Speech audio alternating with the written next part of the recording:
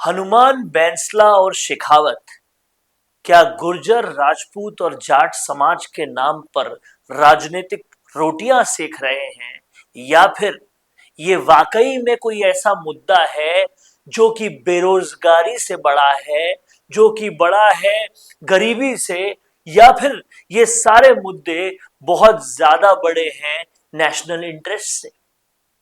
समझने वाली बात यह है कि इन सारे मुद्दों पर वोट मिलते हैं, इन सारे मुद्दों पर समाज बंटते हैं, और इसीलिए बार बार लगातार गुर्जर आरक्षण का जिन एक बार उठ बढ़ता है।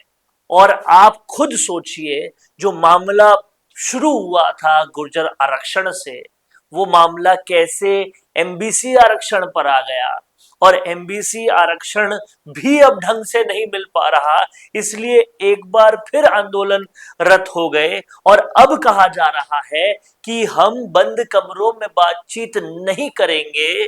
बंद कमरों में बातचीत नहीं करनी थी तो पहले क्यों की गई, ये भी सवाल उठता है। वहीं दूसरी तरफ हम बेनीवाल का देखें तो हनुमान बेनीवाल आंदोलन कर रहे थे एसआई भर्ती को रद्द करने के लिए। अचानक उस आंदोलन में एक बात आ पड़ती है कि राजपूत के जो राजा थे, वो राजपूत राजा महाराणा प्रताप के अलावा कोई भी राजा शौर्यवीर नहीं था, और उन्होंने अपनी बेटियां जो है वो मुगलों को दे दी।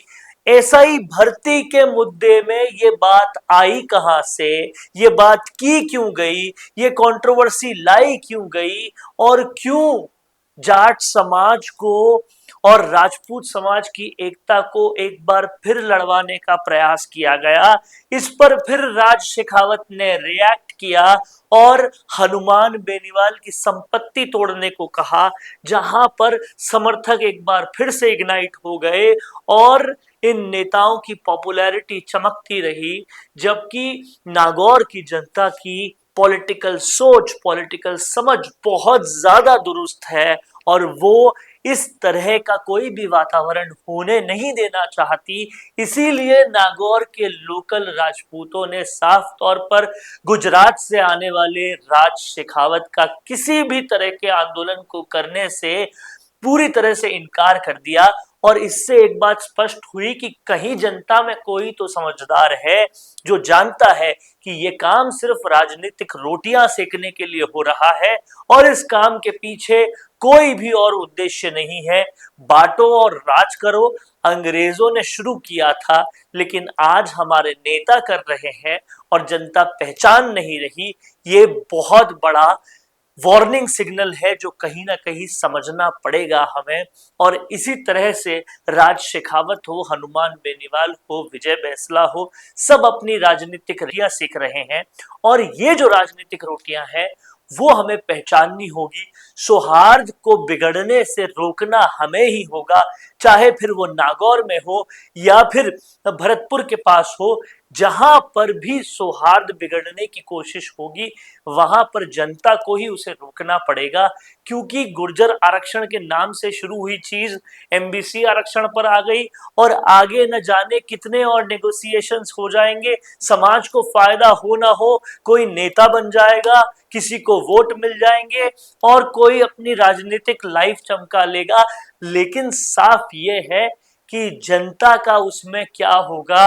क्या आज भी वो जनता जो उस वक्त पटरियों पर बैठी थी वो पूछती होगी कि गुर्जर समाज का आरक्षण कहां गया? अगर उस आरक्षण के लिए लड़ाई लड़नी थी तो क्यों ये एमबीसी आरक्षण हो गया, क्यों इसमें और भी जातियां आ गई, ये कैसे लड़ाई बदल गई?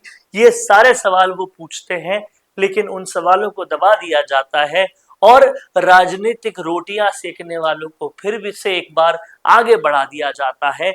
यही सब कुछ हो रहा है और इस सब चीजों को समझने की जरूरत है।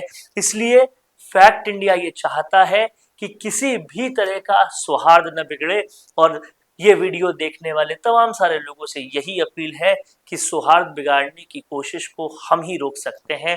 उसे रोकिए ताकि जाट, राजपूत या फिर कोई दूसरी और कौम, गुर्जर या और कोई दूसरी कौम, सब आपसी सौहार्द से रहे। क्या कुछ कहना है आपका इस वीडियो पर कमेंट बॉक्स में जरूर लिखिए। देखते रहिए फैक्ट इंडिया।